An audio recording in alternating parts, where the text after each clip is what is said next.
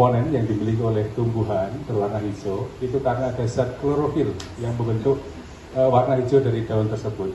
Di perusahaan kita juga ada pupuk yang fungsinya untuk melebatkan daun dan juga membuat daun itu menjadi lebih hijau. Ada dua pilihan ya, ada extra green, ada Vertin, dan ada juga Zeo Green ya.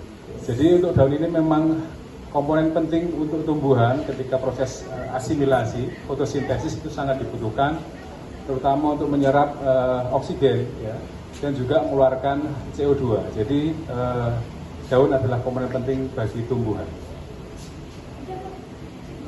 Masih 20 menit. Selain daun, tumbuhan juga memiliki batang, akar, dan juga cabang ya, yang masing-masing membutuhkan zat pupuk yang berbeda. Jadi dosis juga berperan penting dalam pemberian pupuk pada tumbuhan. Oke, tumbuhan. Lanjut. Cerita tentang tumbuhan ya. Saya lain ini.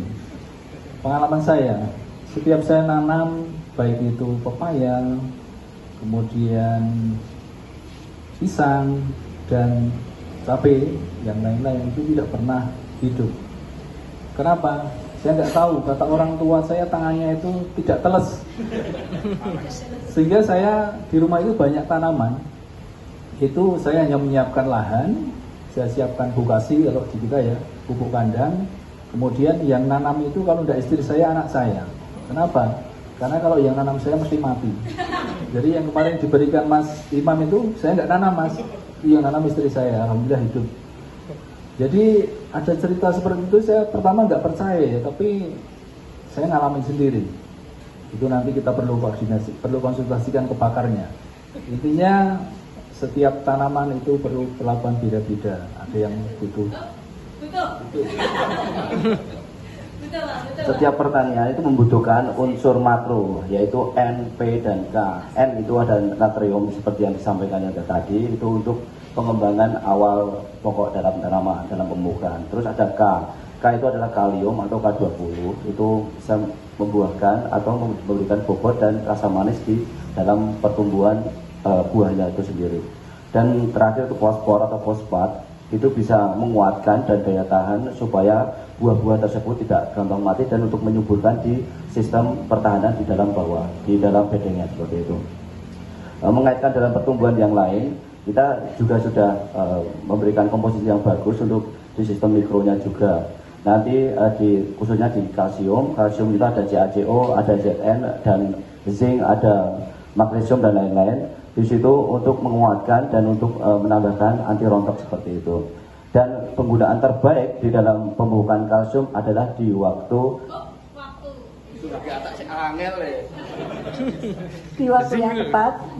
Di waktu yang tepat itu apalagi masa fase pertumbuhan ya. Tadi dibilang ada NPK ya. Kalau kita ada produk Vertin Grow nih. Vertin Grow itu ada NPK, nitrogennya 5%. Terus kemudian fosfornya 2%, kaliumnya 5%. Jadi untuk Vertin Grow ini berfungsi untuk merangsang pertumbuhan tanaman. Kemudian selain itu di dalam Vertin Grow itu ada perekatnya juga, biar agar nggak usah pakai perekat. Perekat juga aman juga, apalagi sekarang kan musimnya masih nggak hujan-hujan gitu. Jadi aman banget pakai Vertin Grow juga nggak apa-apa. Kemudian untuk Vertin Grow ini cocok untuk semua jenis tanaman juga ya. Seperti cabai, kemudian terong, padi, palawija, seperti itu. Nah, selain itu, Vertin Grow itu bisa diaplikasikan dengan kotor maupun semprot. Oke, tepuk tangan. Kemudian Wak, bagaimana perasaannya dari sana dulu? Perasaannya ya deg-degan karena dikasih waktu ya, jadi sini harus cepat nih merangkai kata biar nyambung. Oke, coba. Karena saya awalnya tumbuhan ya, jadi nggak nyambung dengan yang saya siapkan di belakang.